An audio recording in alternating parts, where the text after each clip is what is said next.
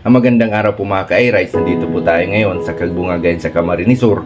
At dito rin po matatagpuan ang tatlong hinulid na dinarayo na po. Lalong-lalo na po kapag mahal na araw. Tuwing Huwebes Santo po, marami na po ritong nag-aalay lakad. So di po nakakaalam kung saan ang papuntang Kagbungagan sa Camarines Sur. Bali nasa more or less 4 kilometers lang po ito from Mabolo, Naga City.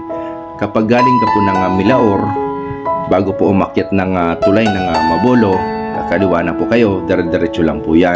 Kapag galing naman po kayo ng LCC or LCC Terminal, tatawid po kayo dun sa may tulay ng LCC.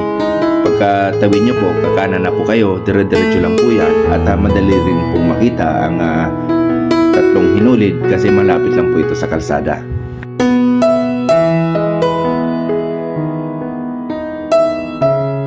Ngunyan si Nanay Delia, matao lang pong kanit na istorya tungkol po sa tulong hinulid. Ano pong istorya kanina tabi mo po Manay Delia?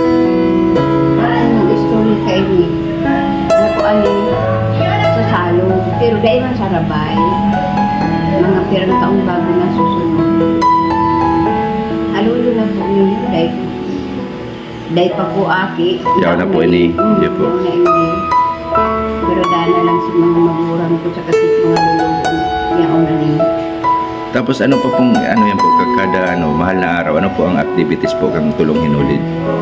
Pag kukuyan, pag Huwebes na maaga ay Birnis na maaga ay ang pagbulos ay ni.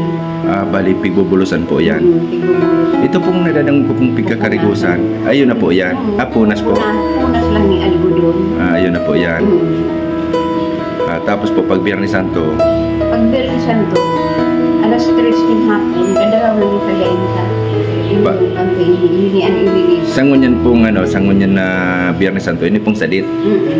Sangunyan po yung puning sadit ngunyan ang ipoprosesyon. Bali kaya po ang pagkakaram ko po kaya iba-iba po ang kada taon, iba-iba po iba-iba po. Pero rotation po. Rotation din. Bali sangunyan po yung puning ang lalagay sa Biyernes Santo, tapos sa taon naman po ito. Ini naman po sa taho ang susunod. Kumbaga po rotation po sila. Pag pag Huwebes na na banggi, di ka kaagang kaya Biyernes na kada ko na nag-iirigay, nagdaragad niya lana, yan tubig na pig sa iya.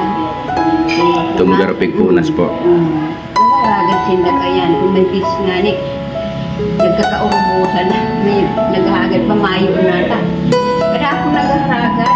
Tapos pag Huwebes Santo po, may mga nag-aalilakad po. Huwebes Santo na po nag-aalilakad dito na po. Tapos maski po ba kung mahal na araw, na po nagbibisita hindi? Iyo.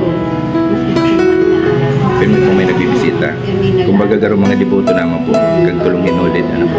Bihaling Sorsogon. Maski sansay na po pala na lugar, may nakakabot na po dito.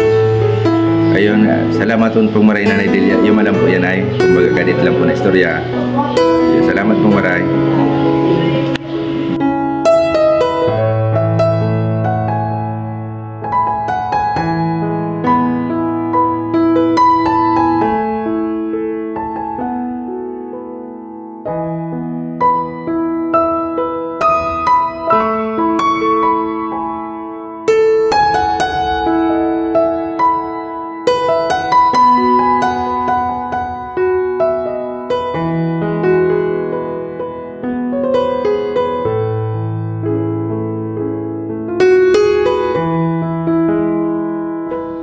Maraming salamat po kaya Nanay Delia sa pagpa-unlock po ng isang interview.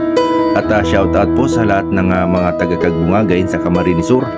At nagpapasalamat din po ako sa mga laging nanonood ng aking mga videos. Lagi po nating tatandaan, ingat po tayo lagi sa ating mga biyahe. And God bless us always.